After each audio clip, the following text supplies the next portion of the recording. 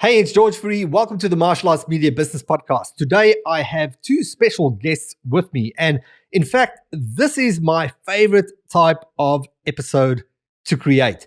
And look, we have great interviews on our show, but these ones are a bit more special for me because this is a case study interview. And so a case study interview is me interviewing some of our top clients and documenting the journey that they've gone through working with us and celebrating a great result that they have achieved. And so today I have Richard Fourie and Kim Kamei from London Karate Club in Ontario, Canada.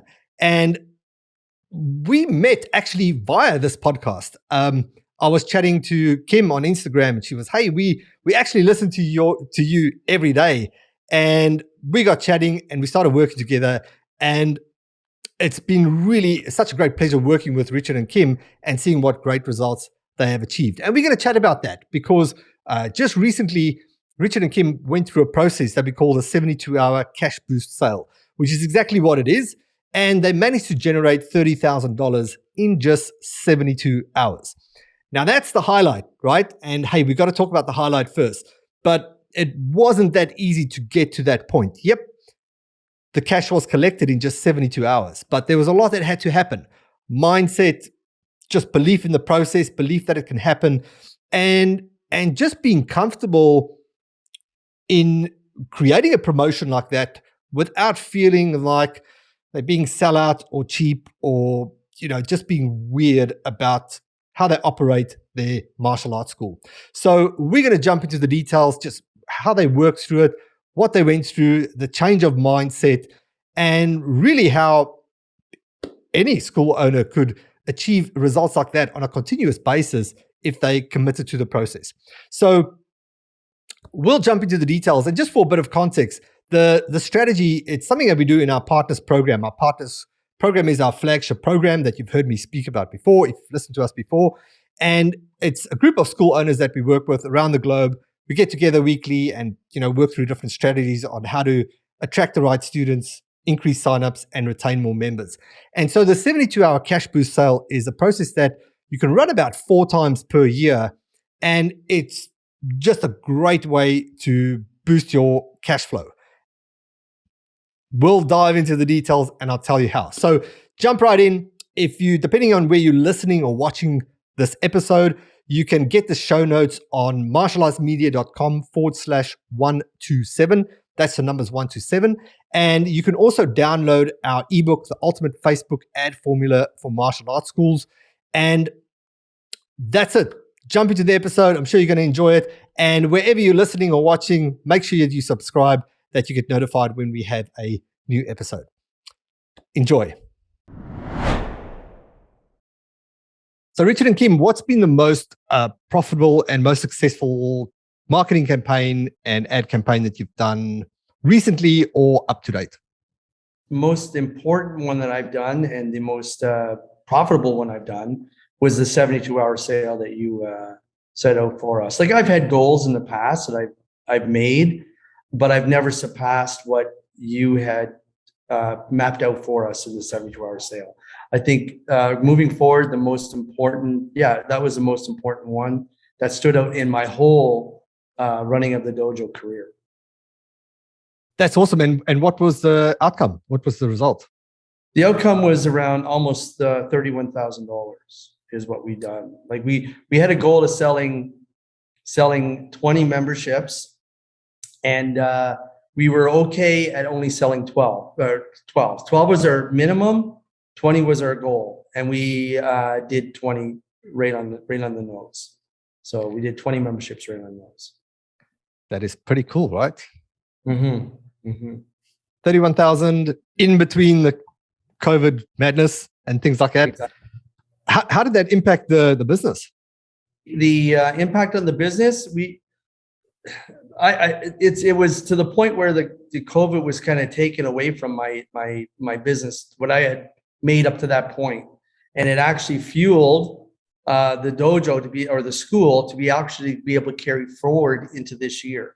So I had no worries carrying forward into this year. So it actually helped me out quite a bit with just the money part of it, and the worries of being able to pay the bills, being able to pay employees and, taking care of business itself. So it took a lot off my shoulders stress-wise that way. And it really gave me a good kickstart for 2022. Love it. All right. So before we get into all the other good stuff, welcome to the show and thanks for jumping on. So a bit of context. I've been working with Richard and Kim for, I don't know, maybe about almost a year, maybe? Almost a year, yeah. Almost a year, yeah.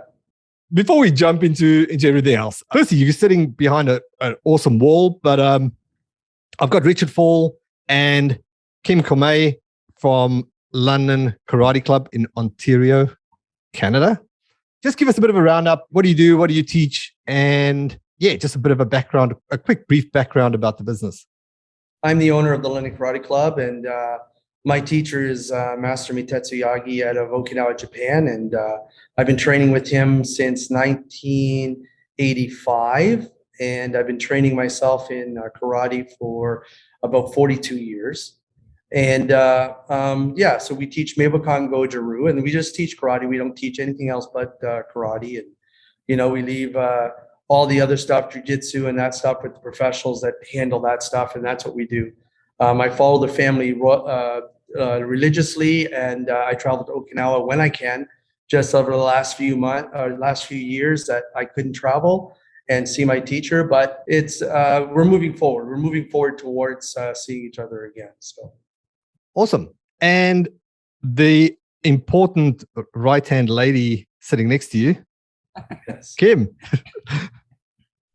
Yeah. So I've been training for about 20 years now, and I joined the London Karate Club about 6 years now. So I've been training under Sensei Richard Paul for the 6 years, and I've also traveled to Okinawa and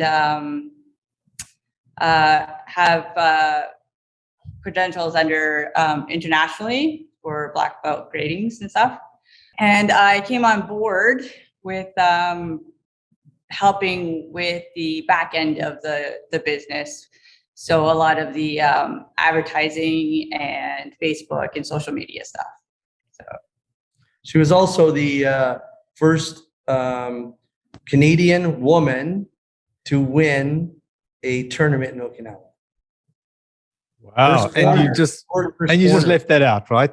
and that. And that, of course. Yeah. Any other credentials that are hidden from us, Richard, that we need to bring to light? I mean, ranks don't really matter, but I'm a ninth degree black belt, Hanshi under Dai Sensei Mitetsu Yagi in Okinawa, which makes me the highest rank in my style in Canada. So amazing. It allows me to do international gradings myself and on behalf of my teacher. And we're hopefully going to soon connect Zoom classes with them so that we can reach out to the entire world, right, with him and try to see if we can get some movement for him in Okinawa as well. That's cool. So now I know you're very passionate about your karate and you're a purist at heart and can see at the display behind you there. Do you want to just give us a quick roundup? What are we looking at in the background there? So the three people behind me, the black and white picture above my head is Master Meitoku Yagi, the founder of Meibokan Goju-Ryu, who I have a third degree under, and I had fortune to meet in 1990. To over Sensei Kim's head is my master, Master Dai Sensei Mitetsu Yagi, and then the guy that's just below is Ippei Sensei, his son. The kanji behind me is means great wealth. So it means to move forward and to the opportunity to make great wealth. And what else have we got? Well, we got the rope above my head on the shrine there. That's from the tug of war in Okinawa. 2013, I went over and we did the Festival of the Rope. The Festival of Rope is the longest tug of war in the world. They do it every October. It's kind of like an Oktoberfest, but it's to usher in good crops. So they used to be to usher in good crops And then what all would do, all the territories around the area would come together, and they would do kata on Koksai-dori, which is the main strip in Okinawa. And I had the fortune to be able to demonstrate my karate in with the Okinawans as well. That's cool. So you treasure that and the history and the heritage. How do you bring that into the school and into the teaching? When our students move forward, they have to actually learn the history. So as they move forward, they have to know who the master of the style is, who the creator of the style is, what our history is. So we go all the way from Choji Miyagi to Mitoku Yagi. So the founder of Gojuru is one of the major styles that make up all of karate in the world. So Choji Miyagi his family passed on the style to Mitoku Yagi, Dai Sensei, and then passed the style on to his son. So our lineage is a pure straight line. So right straight from Choji Miyagi all the way to me is a straight line. There's no fragments in between at all. So the culture is carried forward because bringing my teacher here, he's very big on history. And I know history has a part of understanding where you come from, but it's not the end all be all, right? So you can't, with me being part of with understanding history, I've always found that I'm humble. So being too humble sometimes can shoot you in the foot because you don't feel like you should charge as much for what you're doing because it's more spiritual to you, right? It's more inside that you feel gratification through teaching, right? So as I was growing up as a child, I wasn't a very good teenager. I was actually getting into a lot of trouble and causing problems. And then that's when I first got introduced at around 15 and a half to karate. And karate actually saved my life.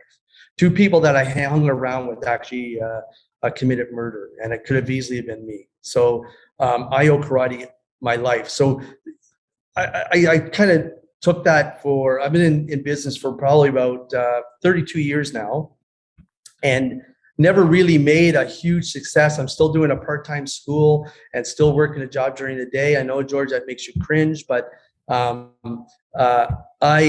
trying to get past that guy who is still afraid to step out of what he does as a job and get into something that he does for a passion. All right. So you mentioned, and I want to get back to Kim on just what part of that attracted you to training under Sensei Richard Fall. So, but on that, because you bring up a point, and this is a point that comes up a lot. I think the connection between the spiritual aspect and what martial arts mean to you personally, and then there's the business side that's got to happen. Somehow in most humans' brains, we make this connection that, or there's past programming that money is evil or money's bad, or there's somebody that's real, I don't even like the term McDojo, but there's, people that are just teaching real watered down, poor martial arts, and they're charging an arm and a leg and they die, ripping people off. I don't really see much of that in Australia, but if you watch McDojo Life, you'll probably see it. You can probably see it all, right? But I think there's a lot of danger there, right? Because you don't want to be that guy. And so now you link old programming to money, how money's bad. And if I'm going to make money with my spiritual thing that means so much to me and has impacted my life in such a positive way, and now I start focusing on the money, I'm going to be perceived as that guy. And I think that's a big thing that a lot of martial artists get stuck with. How do you feel you've overcome that? Because I think you might not be giving yourself as much credit as due, right? Because you've moved a few mountains. How's your perspective changed over the last 6 months or so? Well, I think when working with you and with Martial Arts Media and partners is that I think talking to everybody in the community kind of helped me to realize, hey, there's a lot of good martial artists out there that are charging what they're worth. And like I said to you before, I have a hard time relating to people that have 400 students, 350 students. I used to have 250 students, and I did it all by myself. And I realized that I can't do it by myself. that failure that I went backwards actually taught me a lot, that if I can get there once, I can get there again. I just have to get it in my mind and the tools to be able to do it, right? And I think by joining the group and the partners, it's kind of helped me kind of start that machine and get those wheels moving, that see that, hey, you know what? It's not bad to make money at doing what you're doing, right? And it's not bad at teaching your craft and getting something for it, right? I put a lot of time and effort, and Sensei Kim puts a lot of time and effort into making things happen. And the Facebook ads, all that stuff is something that you taught us. And like I said before, is that we're very thankful for that. And, there was a point in time where money was tight. And I said, well, what did I do? Like, I stepped into this thing, this commitment, and maybe it's the wrong thing to do at this time. And the only thing I could cut is things that are new. And I'm grateful that I kept on going with partners, because it's really teaching me a lot how to move forward and how to move past that barrier of, is it okay to make money? Yeah, cool. I remember there was we've had many conversations after, but I remember the game plan call that we have as onboarding when new school owners join our partners group. I remember it had an impact on me as well. And because I remember talking to you, and I remember seeing like something go off in your mind that you realized, oh, hang on, like I can charge what I'm worth. I'm more valuable than the way that we are going. Can you recall that moment? I recall it because that really stuck with me. That was when we had a private kind of a private call, and you sat down and showed me the map of what I could do. And I think that moment I realized that, hey, I'm actually a part of this game too. And like I said, I did it by myself before. I can't do it by myself. And I'm thankful for the person sitting beside me, because she does a lot, and she does a lot of stuff that I can't do, right? And not that I can't do it, I can probably learn it. It's just, it's difficult being, I'm 58 years old. It's kind of hard to teach an old dog new tricks, as they say, right? That's not a Canadian term either. That's actually a real term. I've actually heard that one before. Once. Twice, yeah. But it showed me that I can make more. And since you showed me that, we are making more. Like we got more people coming into the dojo more than ever with our Facebook ad. We're averaging about 9 to, well, I send you it every week, right? A 9, and we just went up from 9 and went up from there. And, we never had that traffic before.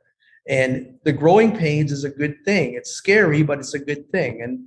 And we just we're floating our boat in a little bit rocky water that we don't know, but we're navigating through it, right? And we have you to help us along the way to navigate through that. So yeah, that moment, I do remember that moment that you had showed us the way to do it. Yes. That's cool. So Kim, we want to hear a bit more from you there. No pressure. But I guess first, just as a quick side intro, right? What of the history and what of that attracted you to starting with Sensei Richard Fourie? I just moved to the city, and I was looking for a place that was, I was doing Goju-Ryu, and I wanted to keep with that.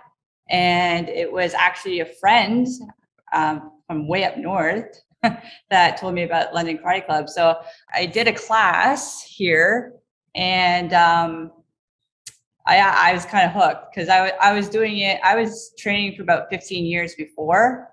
So, and it was a little different, and I liked the lineage, that how pure it was. It wasn't like branched off to different people. It was very direct. And I really liked that I could do the same style that I was doing for like 15 years. I can continue that. So and then I just was hooked. I was like training every day here. So, and I continue to do that still to this day. So, yeah. That's cool. Now, you also implement a lot of the marketing and so forth. So how does your role work within the club? Okay. Yeah. So, I started with being more, social media, like with getting stuff out there for our club and just putting it out there on Instagram and social media. And then I was just making positive progress with it. And it just turned into a manager role here. So I've done sales for 15 years. So I know a lot about that. And I have a lot of stuff that I can offer and I'm able to do for Richard. And I also went to school last year when I was let go of my job, and I did coding and website design. So that's when I started to get into redoing the whole website, and it's going really, really well. And yes, so I'm just continuing to keep going forward And keeping the marketing engine rotating just and going, running. which is a consistent thing that you do like every single day. So yeah.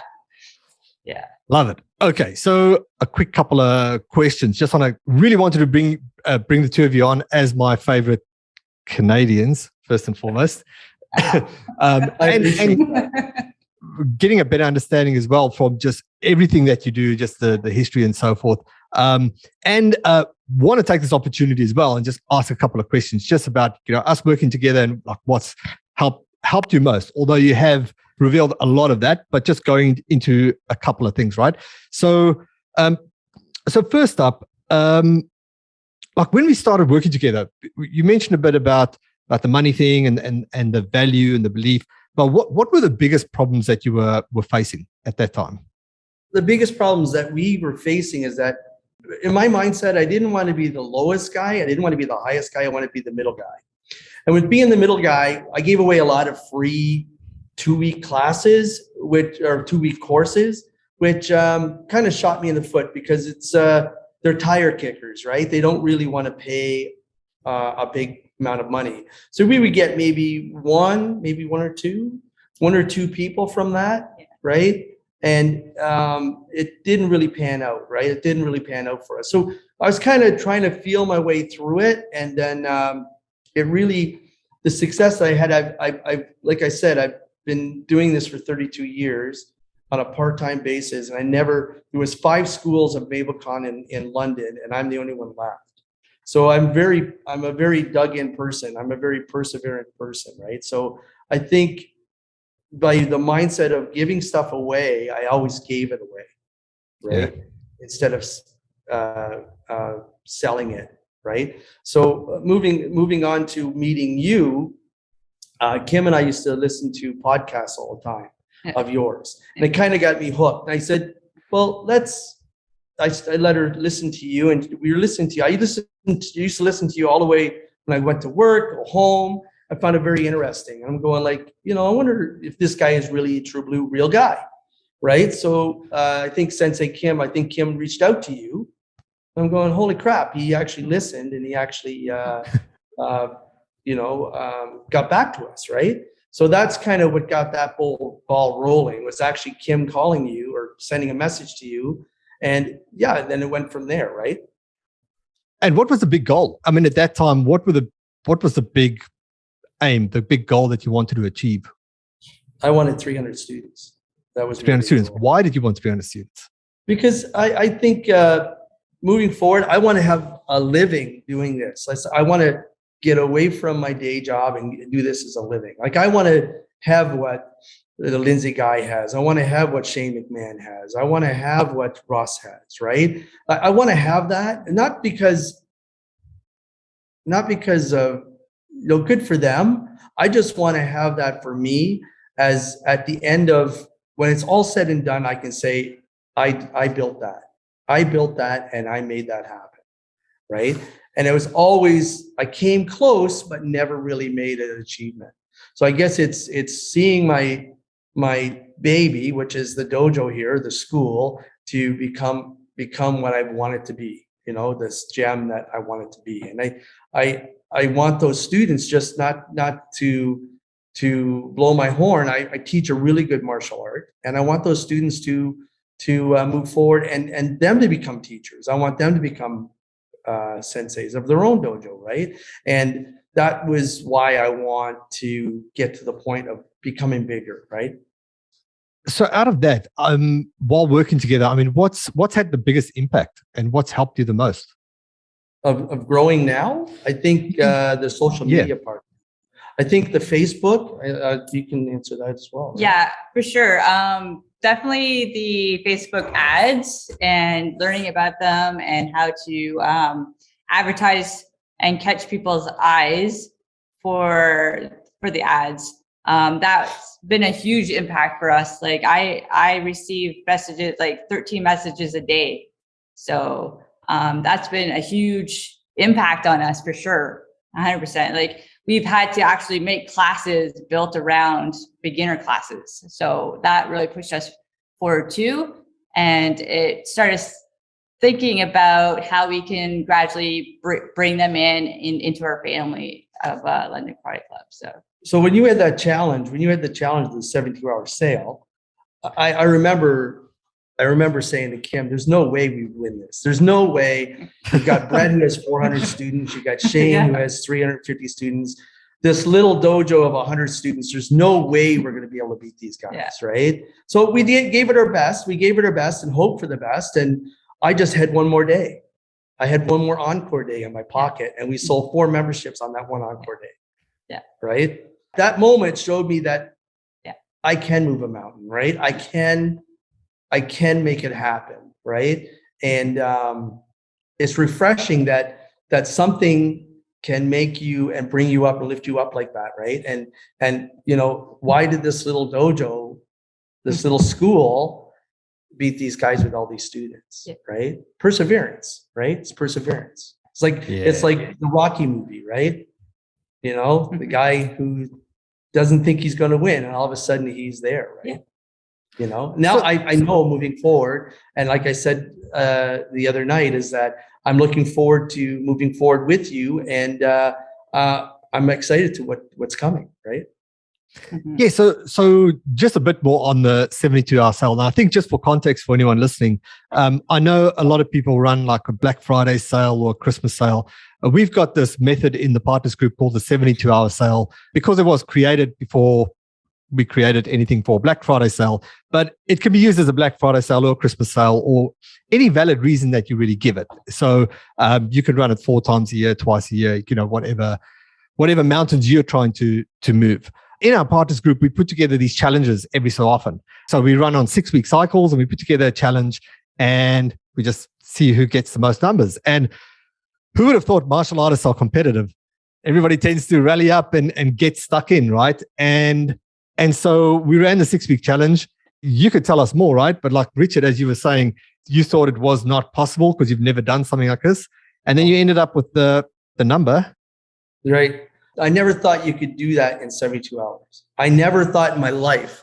I've never done, that was the best sale and that was the best month I've ever done.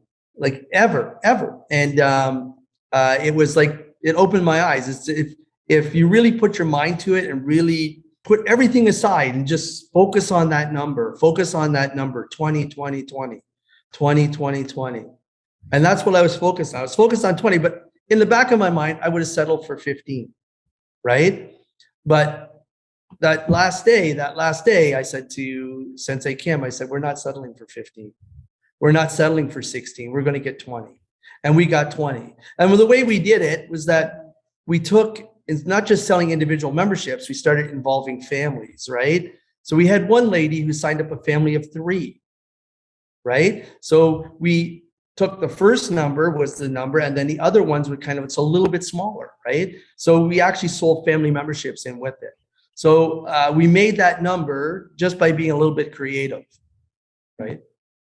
And that number was the dollar number was 31. It was just almost 31,000. It was it was 30,880 some odd dollars. Yeah, that's nice. Bonus. That's huge. Great. It was huge. It was especially huge. If you haven't done that. Now, I think what's more important from that, and you were sort of mentioning that as well, is how does that make you feel as in what you can achieve next? Like, I mean, it's nice to grab the cash and money's great, but what impact does it have on you? Well, it shows me that everyday sales, if I really ramp it up and really focus on what I need to focus on, and it shows me that I can make this as a living. It shows me that if I really had to spend all my time and effort at this, that I will never have to go through that door for someone else again. Because really, when we go to work and we're not working for ourselves, we're working for somebody else, that door becomes a dreadful, dreadful entrance, right? The shrine that's behind me, you see the gate of training there. I have the gate of training at the door of my dojo. And every time I pass over that, the world stays behind. This is my world, right? So I want that door. I want to walk through that door every day. I want that door to feed me every day, feed me that positivity every day. And then Kim and I, we work on positivity stuff all the time. Like, we try to keep ourselves positive. I said, through this 72-hour sale, we can't be negative. We got to be positive and we got to think positive, right? And it just shows me that I can make a living at this, right? I can make a living at this, right? And I got to shake off those fears, right? I fought full contact in Japan in shoot fighting. Getting punched in the face sucks. It really sucks. Getting kicked in the face sucks, right? I did a 20-man fight in Okinawa for my 8th Dan. It sucks. Bare fist, bare enough. It sucks. But that stuff's easy compared to me, that stuff's easy compared to shaking off the fear of going into business for yourself. But it showed me, the 72-hour sale showed me that I can do that. I can shake off those fears. Yeah, and hats off to you, because it's not. I mean, we provide the strategy and the formula, and it's great that we got so many smart cats in our group that we can test different strategies, and we even refine things that last few days. And how can we change the offer to make it more valuable? But it should be said that none of this happens if you don't have a great product, and that means you deliver great classes, teach epic classes, and deliver great martial arts classes. So nothing happens without that. Last few questions. If you had to answer this, I almost didn't join because. I almost didn't join because I didn't know if I could make the commitment to afford it. To be honest with you, George, what I did was, hoping my wife doesn't listen to this. During the first part of COVID, I pretty well leveraged my house to keep this place open because nobody was here. It was just me. Right. And the first part, I didn't know how to do Zoom. We didn't know how to do Zoom. Right. We didn't understand it. And then we joined, it was the partners that helped us with Zoom, right? We joined Zoom, we joined partners, and we had to figure Zoom out. And so what we did is we bought a year's subscription for Zoom, and now we're teaching Zoom classes when we're locked down. And people are coming out. People don't like it so much, but the people are coming out, right? Because it's information. It's information. And I picked up a student through Sensei Kim in the UK, and he's training now and he's enjoying it, right? So I mean, Zoom has its place, and it taught us that we can touch and get involved with a lot of different people around the world. Love it. I was afraid I wouldn't be able to commit to you. That's my biggest fear. That was my biggest fear. Now, can I ask him what did he really tell you? No, it was that's what it was. It was, can we keep putting money into this and keep going for it at the same time? That's what it really was. And we just decided hey, let's just do it. And like I said, the 72-hour sale, I think, really opened us up to what we could do. It did for me too, because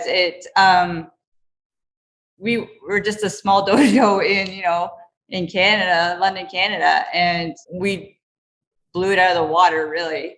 For the short time and the work that you put into it, we got a lot out of it. So, and it just tells me that we can do a lot more. So, well, the other thing is that when you sat down and you went through the 4-week sale with us, the 4-week program, we used that 4-week program. It brought a lot of students into us.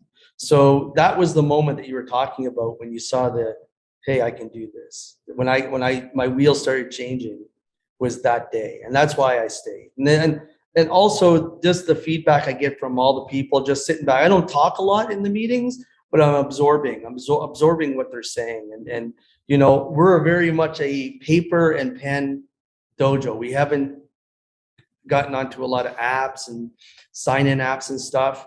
And we're trying to figure it out now. Like, we're trying to figure it's got to be easier, right? So we're getting a lot from the group and the partners group, and we're very thankful to be a part of it. Like, it's really helped us a lot, George. You guys have really helped us a lot, and I kind of like you a little bit.